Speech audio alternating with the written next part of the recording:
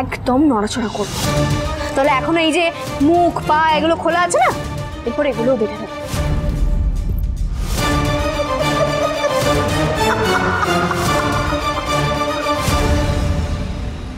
সেগুড়ে বালি, যে আশা তুমি দেখছো সেগুলো বালি। কেন বলো তো?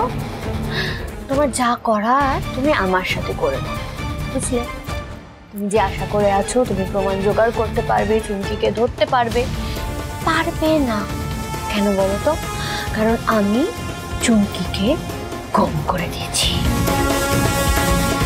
তুমি বোধহয় ভুলে যাচ্ছ খেয়ালি, আমার নাম ঝিল্লি চৌধুরী। তোমার এই চুমকি যদি মাটির নিচেও থাকে, তাকে আমি মাটি পুড়ে বার করে আনি।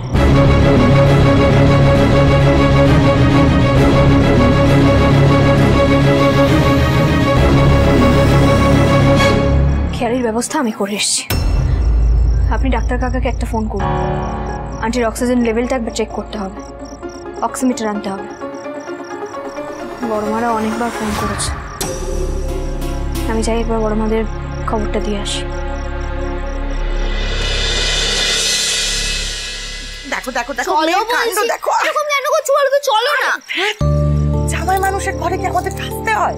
এটা আবার কেমন কথা গো? তুমি চুপচাপ বসো তো, বসো। বড়মা প্লিজ বসো, মেক ইয়োরসেলফ কমফর্টেবল, বসো।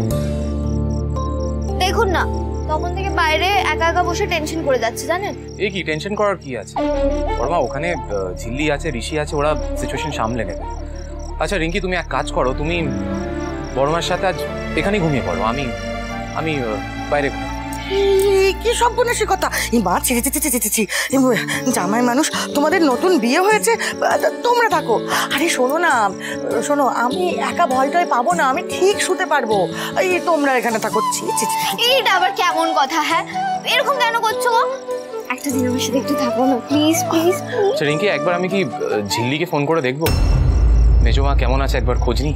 আমি এতক্ষণ ইচ্ছে করেই ফোন করিনি, জানেন? ওরা হয়তো ব্যস্ত আছে তাই। ও রিঙ্কি, হ্যাঁ একবার কর না মা ঝিল্লিকে ফোন। আমার না মেজোটার জন্য মনটা কেমন করছে। ঠিক আছে বড় মা, এত টেনশন করো না, আমি করছি।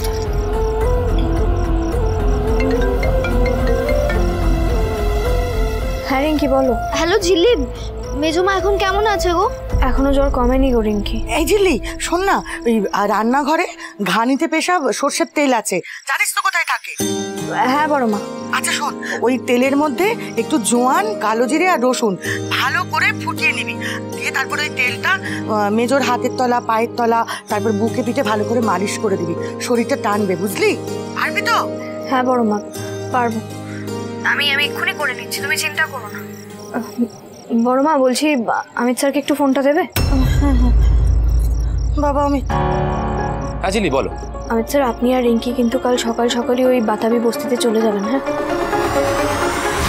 ওই মেয়েটাকে কিন্তু আমাদের ট্রেস করতে হবে, ওর থেকে সবটা জানতে হবে, এছাড়া আর কোনো উপায় নেই। ওকে, রাখছি আমি, টেক কেয়ার। হ্যাঁ